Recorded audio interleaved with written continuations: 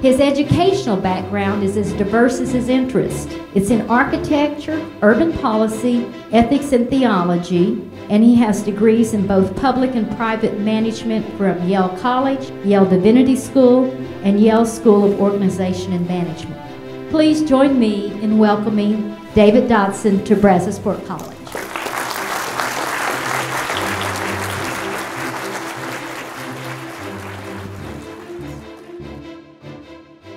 Thank you so much for that wonderful welcome, and what a pleasure it is to be at such a superb college, at a leader college for achieving the dream, meaning you are a college that has demonstrated significant progress in closing gaps and in spurring student success. What you're doing here is exactly what Achieving the Dream and what MDC, one of the partners in Achieving the Dream, are hoping every community college in America can do. Be a beacon and a model for student success. First, I want to talk with you a bit about what equity means. It is a term that is a lively term of art and a term of central focus in achieving the dream, but it's not an everyday term in current language. So we want to unpack what equity means. We want to understand why the work of practicing equity, that means of closing performance gaps between and among student groups, is so tricky and so difficult and so important. And then we want to begin a conversation about what it means to put equity at the center of a college's efforts and work in achieving the dream. Now, one of the things that Achieving the Dream always likes to do is to put student voice at the center of the student success effort. So I'd like to invite us now to hear the tale of two students. Kara and Anthony will begin their college careers at the community college this fall semester. They both graduated from high school last spring, and they plan to complete their associate's degrees as quickly as they can. I'm Kara. I'm a single mom and I have worked full-time since high school. I live with my parents to help them pay rent and bills since I do not speak English and I have low-wage jobs. I take public transportation to college and work, and I graduated from a poor inner-city high school.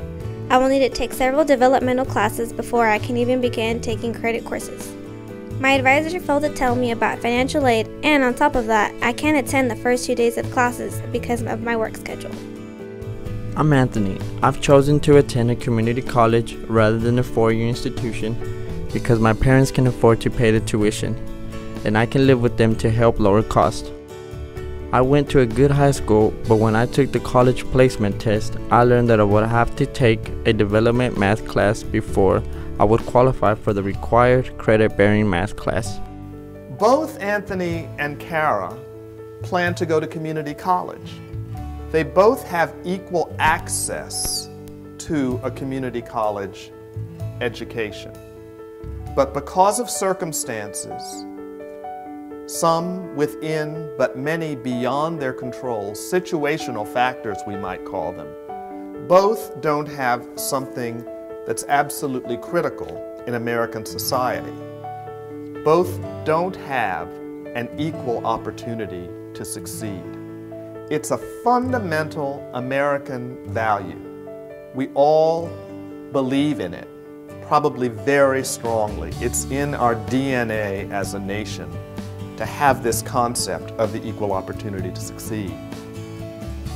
Our society believes, and I think most of us are taught this, that everybody should be able to go as far as their talent and drive can take them.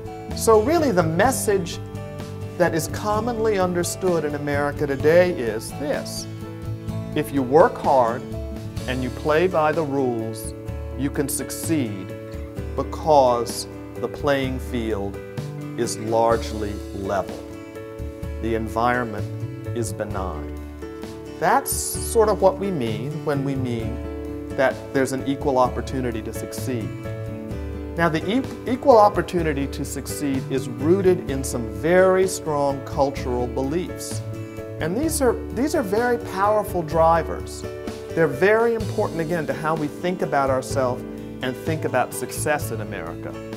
First driver is something called personal responsibility. And I think all of us subscribe to this. It's an important determining element in the American culture. What does that mean? People control their own destiny regardless of their social position. That really we're free in this society to take and seek economic advantage. And people earn rewards and results in proportion to the effort they invest. So if you work hard, you'll be rewarded. And that's at the core of personal responsibility. We also have this other idea, which is very powerful. It's very strong in the way we think about opportunity, and that's the level playing field. That race and income and gender are no longer the barriers that they once were, and that discrimination and bias reside largely in particular individuals who aren't enlightened, not in the society as a whole. So what that means is our policy environment is largely benign and on balance constructive. And I think that probably is a fair statement. Personal responsibility really does matter. We probably have that as a core element in each of the classes that we teach. And the sense is, certainly relative to some other societies, that the level playing field is in fact pretty level and a lot more level than it used to be. So those cultural beliefs are really very, very strong. Still, there is a gap between reality, the current reality of deep performance gaps between and among student groups, and the longed for ideal of a society that really does have this level playing field where people who work hard can move ahead without restriction. So both Anthony and Kara exhibit talent and drive. But Kara, and most of you, fewer of you raised your hands when we said who is more likely to succeed. Kara faces social, economic, and institutional obstacles that aren't of her own making.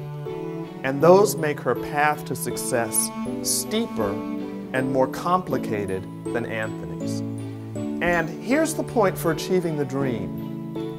If we look at institutional data as achieving the dream requires, we see that gaps in student achievement between and among groups of students exist. It's inexplicable. We have certain groups of students who do well on aggregate better than others. That can't all be explained away by a lack of student drive. There has to be something else at work. So we have to ask ourselves, when we see those differential gaps in performance, and this is core to achieving the dream, to what degree are the gaps that we see between one group of students and another the result of inadequate individual effort, or do they indicate the presence of a tilted playing field that may have a lot of obstacles and landmines in it? Now, in some cases, there may be a mixture of both. We may have students who aren't yet ready to put the time and effort in. But I think we can probably say the vast majority of our students here are motivated. And so achieving the dream says we need to look beyond the individual student to the presence of factors that might make the playing field less level for some students than for others.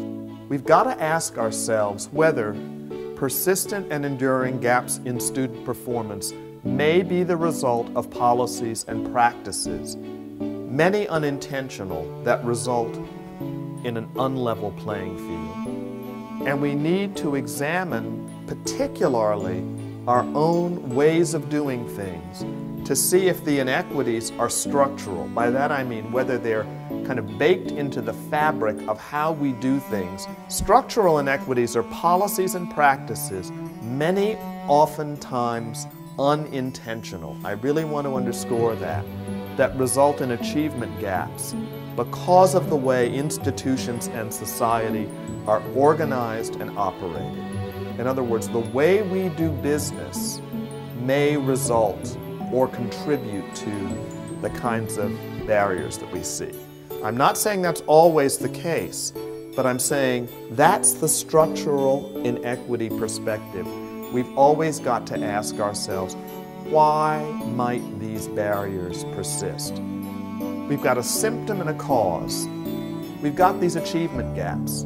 They're inexplicable. We are all working really hard in this college to close those gaps, but there's something enduring about them. The underlying cause, just like most of an iceberg lies below the surface, may well be structural.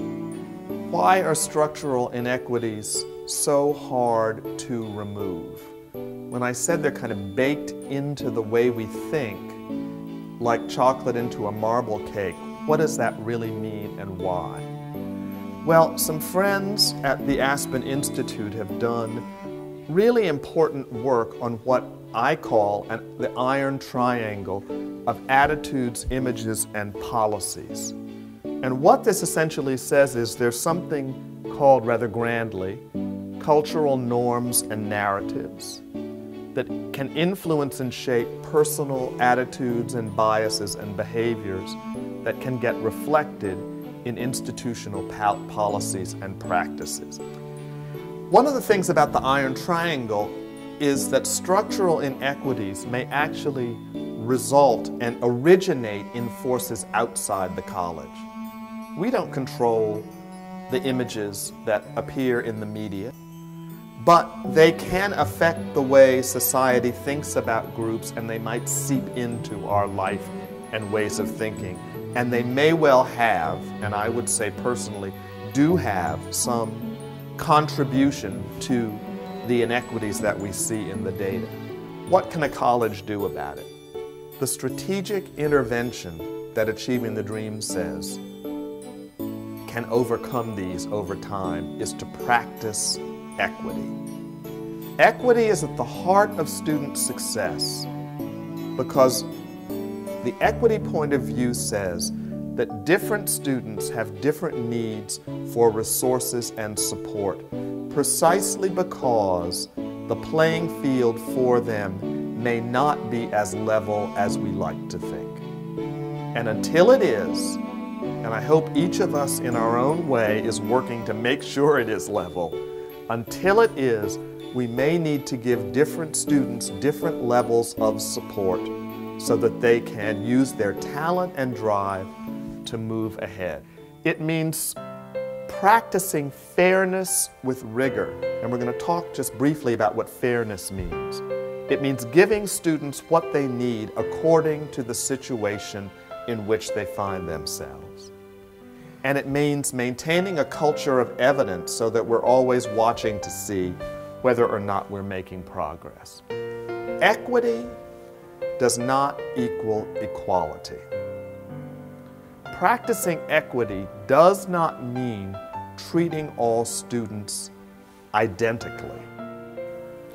Two people come into the emergency room. One suffering a heart attack, the other has a broken foot. I would not treat them equally. I would treat them equitably. In other words, their situation defines the nature of the response. So the emergency room example is really key.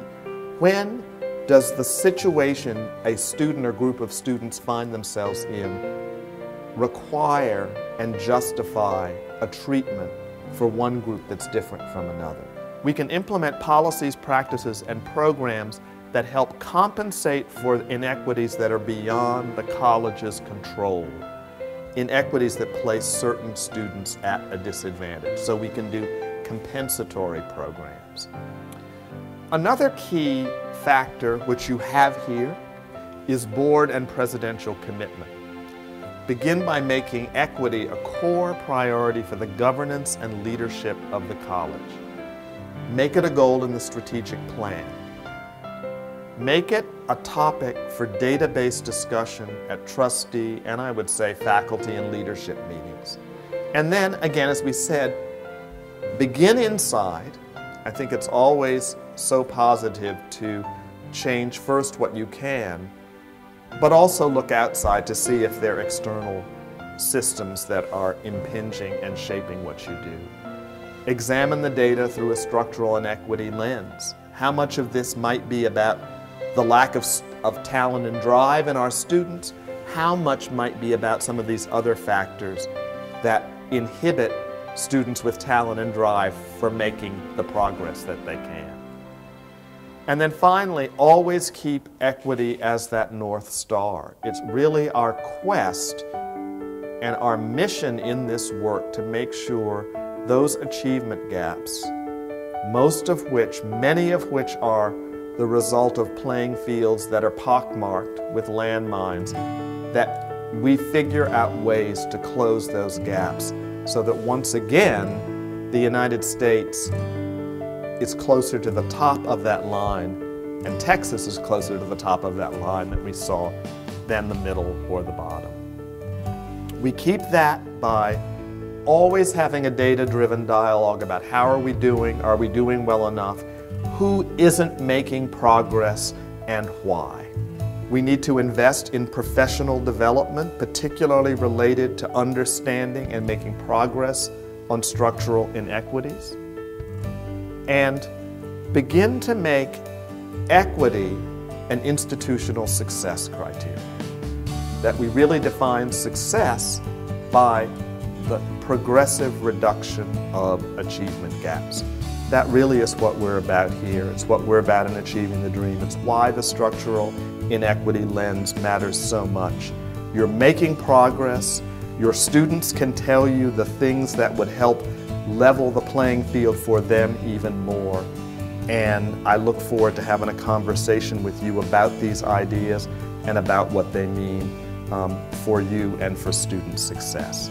So thank you very much.